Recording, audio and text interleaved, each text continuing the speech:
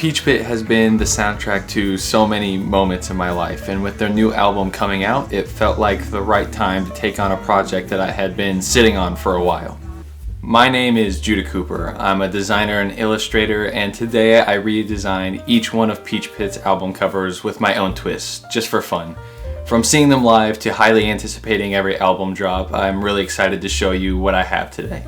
Peach Pit's album covers are so iconic at this point. From having listened to them since their first album dropped, each one reminds me of a different point in my life or makes me feel something. And if you've been listening to them as long as I have, when I just showed those album covers on screen right now, you definitely felt something too, or were reminded of something.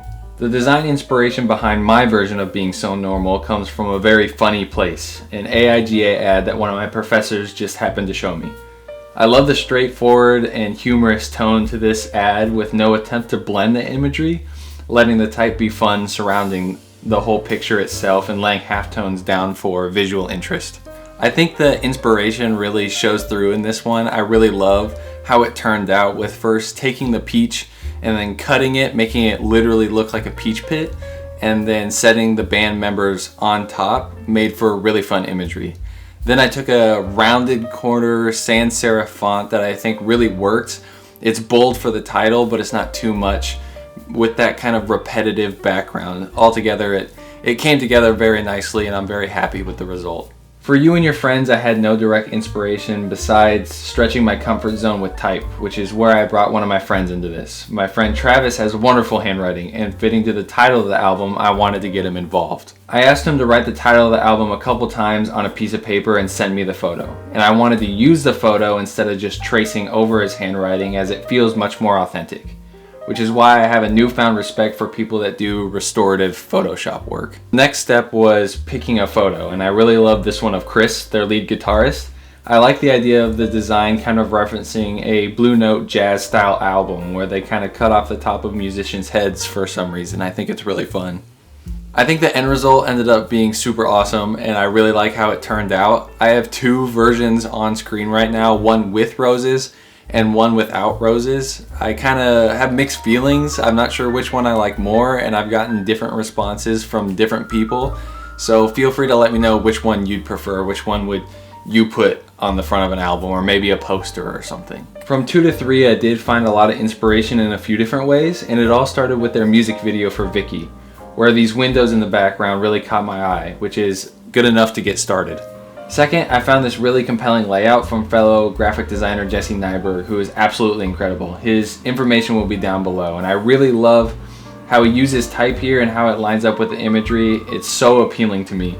As a maximalist, it's good practice for me once in a while to leave space alone intentionally, and I really love how it looks here, how the whole cover art flows together. My imagery is in direct reference to the title of the album, From 2 to 3, with a third eye concept. With a vertical rectangle they're kind of breaking through, which is where the music video Vicky inspired me.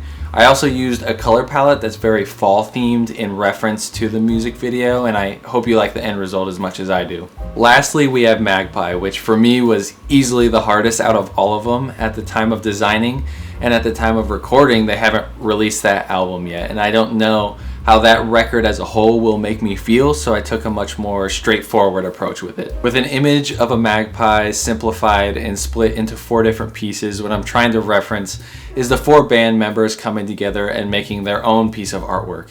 I used blue to reference the blue hue to Magpie's feathers, one of my favorite fonts, a Magro, and put textures in to give these vintagey looks, which I really like. It kind of reminds me of those old grandpa kind of nature sweaters that you'll see. Overall, I'm super happy with how it came out. It was so fun reimagining these album covers for one of my favorite bands, and I learned a lot while doing it. You can see a closer look at these records, and as well as exclusive other images, mock-ups, and merch designs on my website. There's also a contact page on my website if this somehow happens to fall on the eyes of Peach Pit or another musician. I would love to work with you. Feel free to shoot me a message, or we can just chat too. That'd be pretty awesome. If you enjoy motion design, if you enjoy graphic design, if you enjoy illustration, consider subscribing. I have a lot of ideas in mind, and I have so much fun putting together these projects and putting them together for you to enjoy. It helps me grow, and hopefully brings you some sort of entertainment.